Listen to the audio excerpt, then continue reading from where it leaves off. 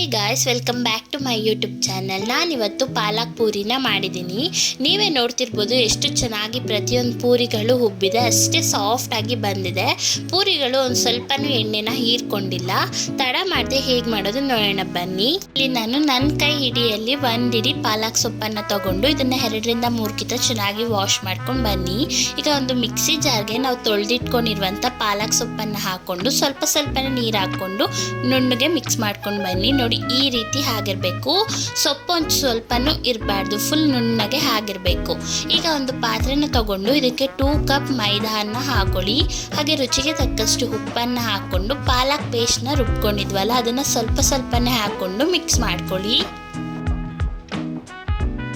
ಪಾಲಕ್ paste ಖಾಲಿ ಆಗಿದ್ರೆ ಒಂದು ಮಿಕ್ಸಿ ಜಾರ್ಗೆನೆ ಮಾಮೂಲಿ ನೀರನ್ನು ಹಾಕೊಂಡು ಇದೇ ಥರ ನಾದ್ಕೊಳ್ಳಿ.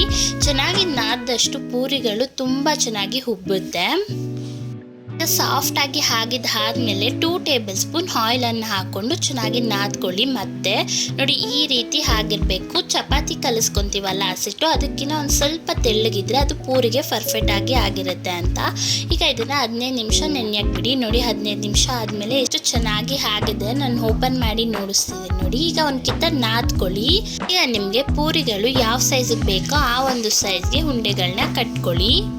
ಈಗ ತೀಡೋ ಮಣೆನ ತಗೊಂಡು ನಾವು ಆಗಲೇ ಉಂಡೆ ಕಟ್ಟಿಟ್ಕೊಂಡಿದ್ವಲ್ಲ ಅದನ್ನು ಈ ಥರ ಪ್ರೆಸ್ ಮಾಡಿಕೊಂಡ್ರೆ ಪೂರಿಗಳು ತುಂಬ ಚೆನ್ನಾಗಿ ಹುಬ್ಬುತ್ತೆ ಆ್ಯಂಡ್ ಸಾಫ್ಟಾಗಿ ಬರುತ್ತೆ. ತೀಡ್ಕೊಂಡಿದ್ದಾದಮೇಲೆ ಎಣ್ಣೆನ ನಾನು ಆಗ್ಲೇ ಕಾಯಕ್ಕೆ ಬಿಟ್ಟಿದ್ದೆ. ಎಣ್ಣೆ ಚೆನ್ನಾಗಿ ಕಾದಿದ್ದಾದಮೇಲೆ ನಾವು ಪೂರಿಗಳನ್ನ ಹಾಕ್ಕೊಬೇಕು.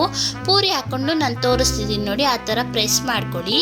ಈಗ ಮತ್ತೊಂದು ಪೂರಿಗಳನ್ನ ಹಾಕಿ ತೋರಿಸ್ತಿದ್ದೀನಿ ನೋಡಿ. ಪ್ರತಿಯೊಂದು ಪೂರಿನೂ ಇದೇ ಥರನೇ ಬಂದಿದೆ ಗೈಸ್.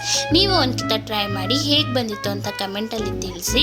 ನೋಡಿ ಪ್ರತಿಯೊಂದು ಪೂರಿನೂ ಎಷ್ಟು ಚೆನ್ನಾಗಿ ಆಗಿದೆ. ಹಾಗೆ ಈ ಒಂದು ವಿಡಿಯೋ ಇಷ್ಟ ಆಗಿದ್ರೆ ಪ್ಲೀಸ್ ಲೈಕ್ ಮಾಡಿ. ನಮ್ಮ ಚಾನಲ್ ಯಾರೆಲ್ಲ ಹೊಸದಾಗಿ ನೋಡ್ತಿದ್ದೀರೋ ಪ್ಲೀಸ್ ಸಬ್ಸ್ಕ್ರೈಬ್ ಮಾಡ್ಕೊಳ್ಳಿ. ನಮಗೂ ಸಹ ಸಪೋರ್ಟ್ ಕೊಡಿ. Thank you for watching.